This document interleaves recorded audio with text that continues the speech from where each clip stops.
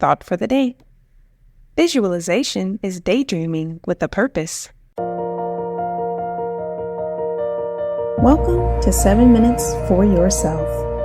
I'm Christina Aina, and I'm so glad you've joined me for what I believe will be 7 of the most enriching minutes of your day.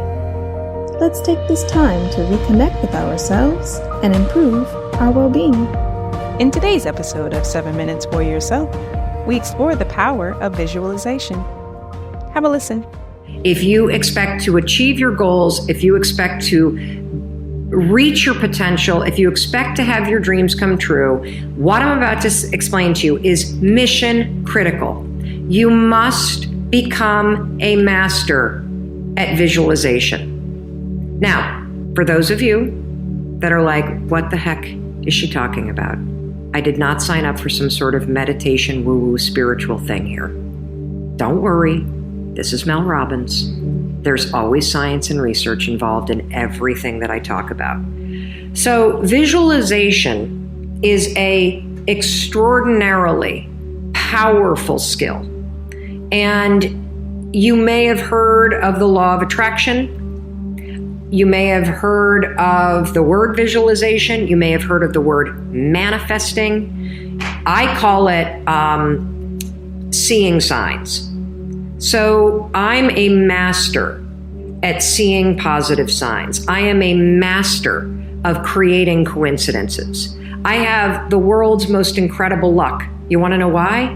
Because I understand the science and the skill of visualization. I know that your brain, it is a gigantic detective machine. Your brain is a filter. Your brain is constantly looking for evidence. And that's good news. It's good news when you know how to use it to your advantage. Let me explain. So your brain has a system in it. Here's the technical term. It's called the reticular activating system. It is a network of neurons all up in here. And what is the job of the reticular activating system? It is a filter system. It's basically a system that allows certain information in your brain and it blocks out other information. And guess who programmed that filter? You did. And so did the people from your past. And so if you constantly feel like you're unlovable, guess what?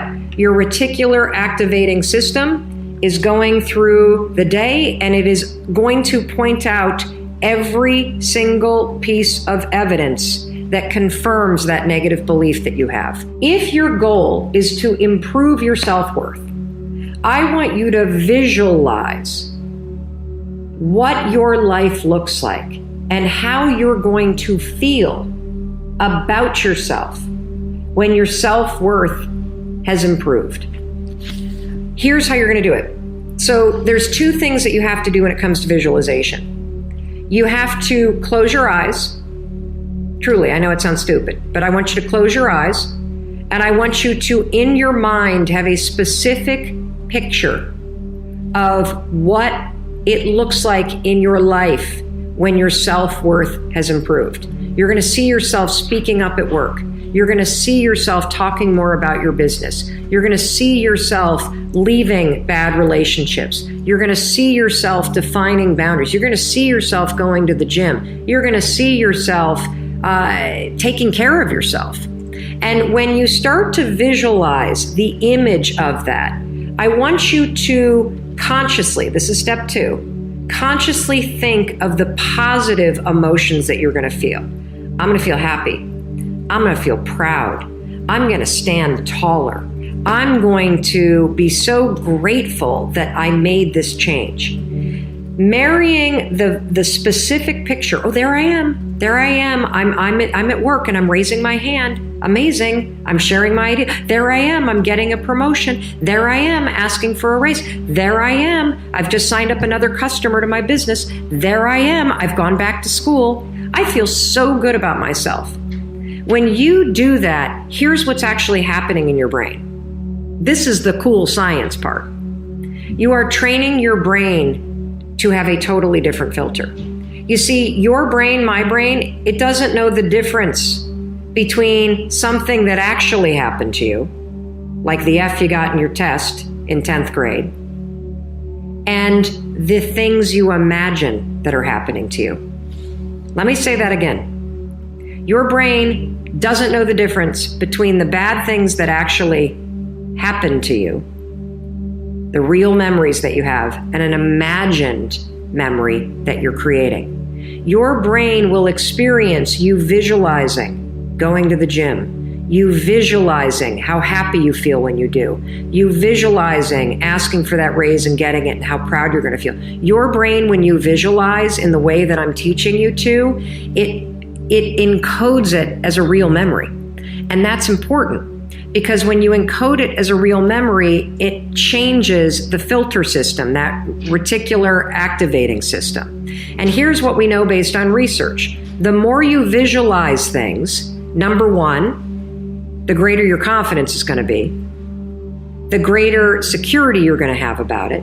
And here's the really cool thing. The more you do this with your goals, you wake up every day and you just visualize it takes 30 freaking seconds, for crying out loud. You visualize having a great day at school. You visualize curing your panic and how proud you're going to be. What studies suggest and have proven is that simply visualizing yourself doing things actually develops the skill and helps you improve the skills, just as if you were actually doing it. That concludes today's episode of 7 Minutes for Yourself.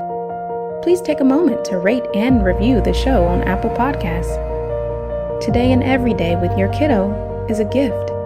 Enjoy it. Thanks for tuning in.